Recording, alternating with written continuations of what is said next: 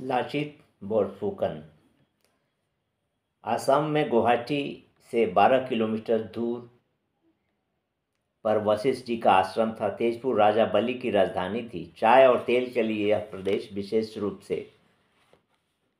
प्रसिद्ध था। यहाँ अहोम राजवंश का शासन था। असमी में ल का अर्थ होता है रक्त और चित्त का अर्थ होता है सना हुआ। यह बालक रक्त से सने हुए गर्म कपड़ों से लिपटी हुई अवस्था में शाही बगीचे की देखरेख करने वाले मोमई तामुली बरुआ को प्रातःकाल मिला था। उसने उसका प्रेम पूर्वक लालन पालन किया। इसकी कोई संतान नहीं थी। बच्चे का नाम लाचित रखा। धीरे धीरे वह बड़ा हुआ। अपनी योग्यता और पराक्रम के बल पर वह अहोम राजा की सेना का सेनापति बना। मुगल कभी असम को जीत नहीं पाए। सन 1636 में मुगल सेनापति अलाह यार खान ने असम पर आक्रमण किया। जयध्वज सिंह ने मुगलों को खदेड़ दिया। 1662 में मीर जुमला ने असम को जीत लिया, पर मीर जुमला वहाँ की जलवायु को न बर्दाश्त कर सका, जिसके कारण अहोम राजा से सन 1663 में संधि कर वापस लौट आया, किंतु वह मार्ग में ही मर गया।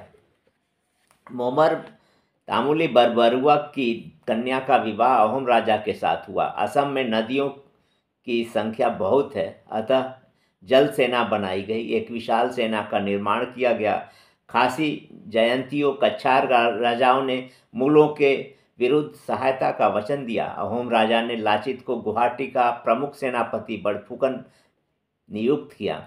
लाचित ने मुगल किला इटरकुली को जीत लिया। उधर राम सिंह के नेतृत्व में मुगलों की 3 लाख सेना ने असम पर पुनः आक्रमण किया। राम सिंह ने लाचित को 4 लाख रुपये की घूस देनी चाहिए। वर्षा आरंभ हो गई थी। मलेरिया मुगल सेना में फैल गया। जयध्वज सिंह के बाद चक्रध्वज सिंह राजा बने। इसके बाद उदयादित्य गद्दी पर बैठे। अधिक परिश्रम और मानसिक तनाव से लाचित बीमार पड़ गया। यह सुनकर राम सिंह ने नदियों के द्वारा गुवाहाटी पर आक्रमण कर दिया। सन 1670 को विजयादशमी के दिन निर्णायक युद्ध हुआ। लाचित ने मुगल सेना पर सराई घाट पर आक्रमण किया। उस समय उसे तीव्र ज्वर था। इसे आखोई फूटा ज्वर कहते हैं। ज्वर के कारण लाचित का शरीर इतना गर्म था, कहते हैं यदि उसके शरीर पर चावल रखा जाता तो वह फूलकर खील बन जाता। फिर भी ज्वर की उस तीव्रता में ही लाचित की सेना ने लाचित के नेतृत्व में राम सिंह के सेना पर इतना जोरदार ढंग से आक्रमण किया कि जिसका मुगल सेना सामना न कर सकी। लाचित की सेना ने उसे असम की सीमा के पार मन्हा नदी तक खदेड़ दिया। राम सिंह हार कर दिल्ली वापस चला गया।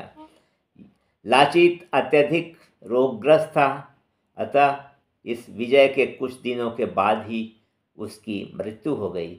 असम के प्रत्येक घर में उसे स्नेह से, प्रेम से, प्यार से याद किया जाता है और इसकी बहादुरी, युद्ध कला, निष्ठा और अवर्णनीय राष्ट्रभक्ति के लिए प्रशंसा की जाती है।